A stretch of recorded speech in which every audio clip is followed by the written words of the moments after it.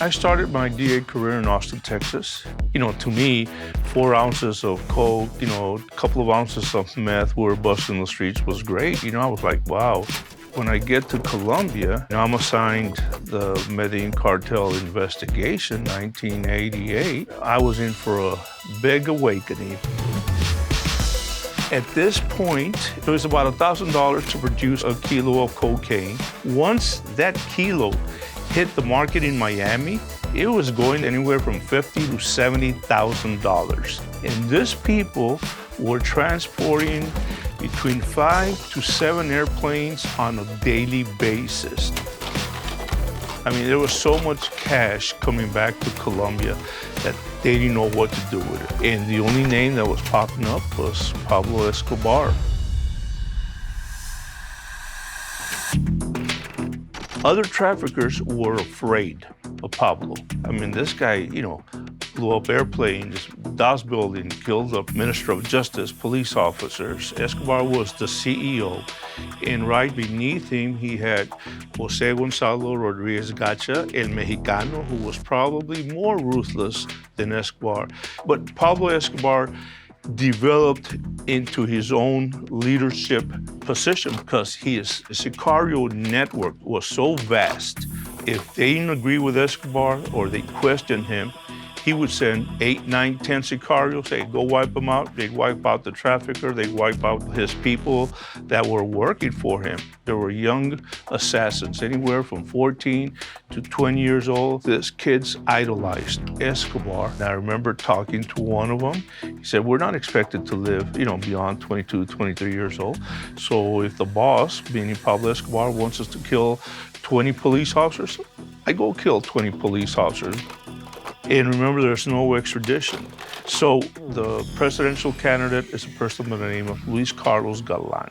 He was going to win, and one of his platforms was on bringing back extradition. And Escobar and other traffickers have him killed. The next day, President Virgilio Barco Vargas orders that extradition is authorized on his own decree, and the war was on. We extradited about 30 traffickers, which infuriated Escobar. We started seeing 10, 15 car bombs on a daily basis. We saw the emergence of bounties on police officers. Then, breaking the camel's back was the Avianca bomb and the DOS building bombing. Of course I was scared. This is another type of world, a violent world. I don't think anybody can put a number on the people he killed, but it was in the thousands.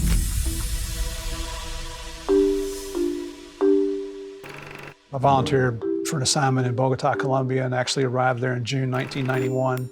Quite honestly, it was very exciting. I'd just spent 4 years in Miami, and this was at the end of the mid-'80s, and a lot of violence there. So to go into Medellin, it's like sticking your head in the lion's mouth, to be quite honest with you. 3 days after I got there is when Pablo Escobar surrendered, and I like to joke around that Pablo heard Murphy was in town, so he just went ahead and surrendered. His conditions were, I'm gonna have my own prison, I'm gonna hire my own prison guards, and nobody can come visit me. He negotiated surrender, which is outrageous. He was allowed to plead guilty to one crime and be absolved of everything else, to include murder. But on top of that, he negotiated terms so that the Colombian National Police, they're not allowed within 2 miles of this prison. They're the police, they're the law enforcers. What a joke. It's just a joke. In essence, we all felt we had lost. All the innocent people getting killed, the police officers getting killed, all for nothing. I don't mean to criticize the government of Colombia for what they did. I think the president at the time was trying to come up with any idea he could come up with to stop the murder of innocent people in Colombia. He's there about a year. Some of the Sicarios are out one night and they come across about $10 million that's buried in the ground. So they took it back to Escobar at the prison and said, hey boss, look what your 2 favorite lieutenants, look what they've been holding on you.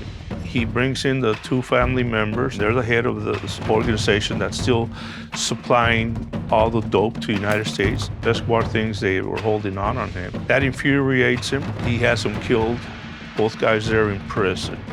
So with that information, government of Colombia sends in the Colombian military and the Vice Minister of Justice. There's a little war at the prisons, a couple of people get killed, and Escobar walks out the door. In 1992, when he escaped from his prison, that's when it got real busy. We just didn't say, we're going after Escobar. We're going to dismantle the organization. We're going to go after sicarios, money launderers, drug distributors, anybody associated with Pablo Escobar. They'd fly you off and they'd drop you off on top of a mountain and you'd spend all day out on patrol, and there was actual arrests made. It was just a variety of things that you'd go out and participate in. The corruption was there, and there were police officers assigned to the search block who were on the take. When we were going on operation, they would call Escobar, tell him, hey, we're coming. We're finally able to signal them out and get them arrested. Just simply because we were DEA agents, there was a $300,000 price tag on our head. We'd seen a lot of our friends get killed. In fact, during that 18-month period, there were 143 Colombian National Police officers killed as a direct result of this one investigation. That starts to work on your mind a little bit, to the point where you're maintaining your professionalism, but you're thinking, if I encounter Pablo Escobar, I've got no problem pulling the trigger on this guy. The police at the search block, they would always tell me, Javier, we're not in this to seize dope. We're not in this to seize money. We're in this to kill Pablo Escobar. So to me, it was that personal revenge factor that turned this war around. I was a police officer for a little over 37 years. It's probably the closest I've ever come to burnout in October of '93. And by that time, we were getting to the point where we felt like we weren't even getting close to him. And you're just thinking in the back of your mind, is this thing ever going to end? The search block is manned by Colonel Hugo Martinez, and his son is Lieutenant Martinez, who's a directional frequency expert. You basically had a father-son good guy team against a father-son bad guy team. Pablo's talking to his son, Juan Pablo, and they're DFing the communications. And even if he's on his phone talking and you triangulate on that signal, by the time you get troops there, he could be 5 miles down the road. You don't know which direction he went in, so it was very hard to do. For whatever reason, Pablo stayed on the phone too long that day. So Lieutenant Martinez is out with his handheld directional finding equipment, and he ended up on the street where Pablo was at. His gauges start pointing to this house on the left. And as they drive by, Lieutenant Martinez says that Pablo looks at him while he's talking on the phone. The only time I ever saw Pablo Escobar was on December 2nd, 1993. I saw a lot of activity in the quad outside the colonel's office, so I went over to the colonel's office to find out what was going on. And then the next thing that comes up on the radio is the major calling in saying, hey, we just engaged in a firefight with Pablo Escobar. And the one thing I remember from the conversation was, Viva Colombia, Pablo's dead. All the search blocks going out, and my orders are to get out there and verify that this is Pablo Escobar. You can imagine the excitement. The local citizenry knows something big has happened because all of a sudden you've got 600 Colombian National Police officers milling around this area. So they take us up to the 3rd floor where, lo and behold, out there on the roof of this 2-story behind them is a body. What I was told is that he was shot once in the leg, once in the rump, and then he had one bullet hole in the side of his head. There have been books written that would lead you to believe that there was this miraculous sniper shot from a mile away, but I know where the Americans were because I was with them at the base. I know where they all were. I'm not saying this to take anything away from their capabilities.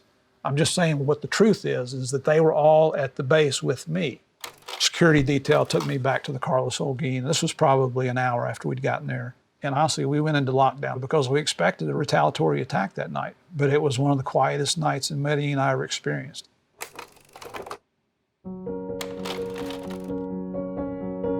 On the day that Escobar was killed, I'm the guy that took all the photographs. I just happened to have a camera with me. And honestly, you kind of get caught up in the moment and the elation, realizing that it's finally over. The citizens of Colombia are now safe from this guy. And you can imagine they were very happy. We were all happy this was over.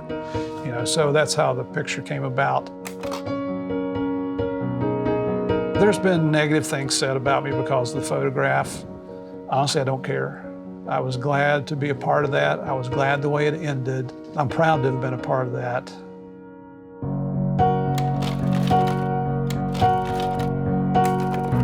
It's a lesson in history, how one person can challenge his own country, and it's something that's real, that happened, and a lot of innocent people got killed.